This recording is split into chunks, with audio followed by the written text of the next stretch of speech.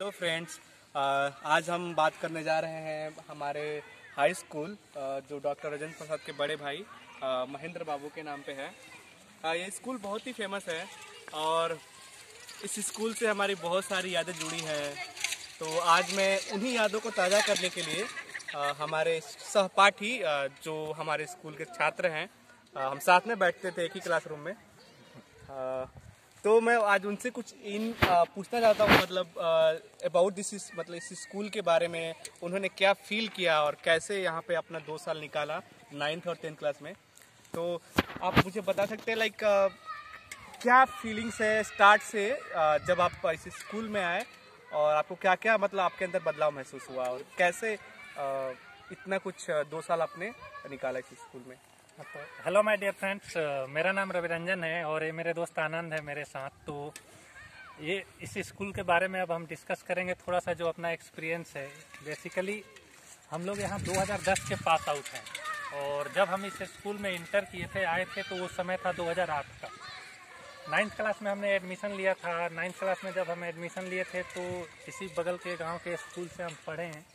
लेकिन यहाँ आने के बाद हमारी जो चीज़ों सीखने की, लर्निंग की कैपेसिटी हुई, वो इसी स्कूल से शुरू हुआ, एक तरीके से कह सकते हैं। और आज हम अपने जगह पे जहाँ भी हैं, 2010 से 2020 एक डिकेड की हमने जर्नी तय की है और उस जर्नी में अपने जिस भी स्थान पे, जिस भी पोजीशंस पे हैं, इस स्कूल्स के बदौलत हैं। इस स्कूल्स की चीज़ों के, लर्निंग के, टीचर्स के, वैल्यूएबल चीज़ों के चलते ही हम हैं।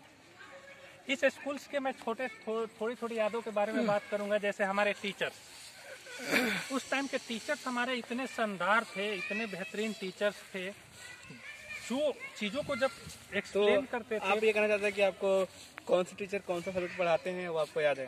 डेफिनेटली नॉट ऑल, बट 2 और 3 टीचर।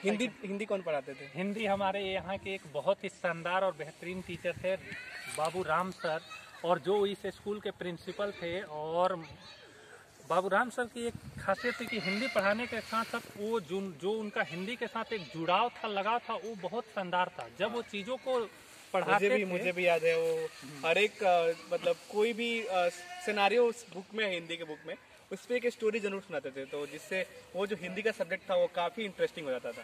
हाँ, वो मैं मानता हूँ। और सर के अंदर इमोशंस था, किस चीज़ को किस तरीके से एक्सप्लेन करना था, वो सब चीज़ें था। जैसे मुझे याद है कि एक टीचर की हमारे यहाँ विदाई थी और सर लेक्चर दे रहे थे, तो वो इमोशनल हो गए, उनके आंख से आंसू आने लगा जब वो ये स्पीच देने शुरू हुए। That's true emotion, that's the true emotion. और ये तो पहली चीज़ हो गई कि सर इमोशनल थे, बेहतर थे। और दूसरी चीज़ हो गई कि एक प्रिंसिपल का जो कर्तव्य होता है, रूल होता है, वो इतने स्ट्रिक्ट थे कि एवरीथिंग वाज ऑन टाइम। कोई टीचर लेट नहीं आ सकता था, सब टीचर टाइम से अपने क्लास में जाते थे, पढ़ाते थे। हमने देखा है कि ऑफिस हमारे सामने है, इसमें बैठ के मीटिंग होता था कि बच्चों को कैसे बेहतर बताया जाए, बच्चों को कैसे सिखाया जाए। सबसे बड़ी बात कि वो प्रिंसिपल होते हुए भी क्लास खुद भी लेते थे, खुद क्लास लेते थे, डेली 3-4 क्लास प्रिंसिपल। मतलब मैं अपने स्कूल में ऐसा एक प्रिंसिपल उन्हीं को देखा है जो प्रिंसिपल होते हुए भी मतलब क्लास लेते थे, ये टाइम निकाल के। और दूसरी चीज, एक चीज हम डिस्कस कर सकते हैं कि जो हमारा एकेडमिक बैकग्राउंड स्ट्रांग बना, वो इस स्कूल के बदौलत ही बना। हम इस स्कूल्स में 6-6 घंटा, 7-7 घंटा नॉन स्टॉप बिताते थे। अगर किसी दिन लंच से चले जाए ना, तो अगले दिन 2-4 घंटा हमारे लिए तैयार रहता था। वो तिलकधारी सर, वो पूछ के मतलब उनके साथ भी बहुत यादें जुड़ी हुई है। उनका जो डर था स्टूडेंट के अंदर, वो मुझे नहीं लगता कि मैंने अपनी लाइफ में किसी भी टीचर से ऐसा डर महसूस किया। और उसके बाद जब हम आगे गए, यहाँ से आगे इस स्कूल से पास आउट होके आगे गए, तो एक होता है ना, कहा जाता है कि अगर नींव और फाउंडेशन स्ट्रांग हो तो आप किसी जगह सरवाइव कर सकते हैं। तो हमारा नींव और फाउंडेशन यहाँ पे इतना स्ट्रांग हो गया था कि हमें आगे अपने जो कॉलेज डिग्री किया हम लोगों ने, या जो 11th-12th की पढ़ाई किया, उतना मेहनत और उतनी प्रॉब्लम हमें नहीं आई। बहुत ईजिली हम चीज़ों को समझ लेते थे, बहुत ईजिली चीज़ों को हैंडल कर लेते थे। और आज भी जहाँ जाते हैं वहाँ बहुत ईजिली चीज़ों को समझ लेते हैं। एक कहा जाता है ना कि, है ना, इसी स्कूल ने हमें डिसिप्लिन सिखाया, मतलब ड्रेस कोड कैसे फॉलो करना है। मैं भी आज IT इंडस्ट्री में काम कर रहा हूँ, तो मुझे पता है कि इस स्कूल ने मुझे जो सिखाया वो आज मैं नॉट लाइक एकेडमिक बैकग्राउंड, जो यहाँ पे डिसिप्लिन में सीखा, लोगों को रिस्पेक्ट कैसे करना है, टीचर्स के रिस्पेक्ट कैसे करने हैं, वो मैंने यहाँ सीखा और आज भी मुझे वो उस चीज़ों का फ़ायदा होता है।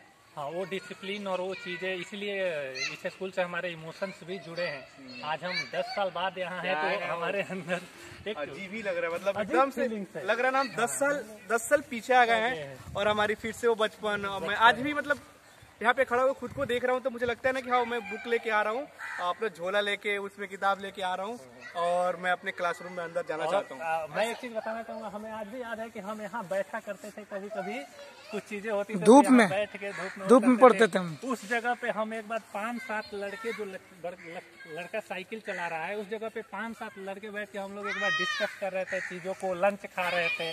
तो ये सब चीजें, यादें जिंदगी भर के लिए रहने वाली है और जिंदगी भर रहता भी है। और डेफिनेटली माय डियर फ्रेंड, मैं एक बात कहना चाहूँगा कि इस स्कूल के बदौलत में, जो फाउंडेशन है, आज हम अपनी जगह पे जहाँ भी हैं बहुत ही अच्छे और बेहतर जगह में। जैसे नहीं, अब एक क्वेश्चन मेरा कि एक क्वेश्चन ये है मेरा कि आप लोग ये बताइए कि चीजें कितनी यहाँ बदली हैं। अब स्कूल उस समय क्या स्थिति था, अभी का क्या स्थिति है स्कूल का? इंफ्रास्ट्रक्चर तो चेंज हुआ है। मैं इंफ्रास्ट्रक्चर के बारे में, ग्राउंड फ्लोर है, वो पहले सिर्फ ग्राउंड फ्लोर था, फिर वो फर्स्ट फ्लोर आया, फिर वो सामने की बिल्डिंग बनी,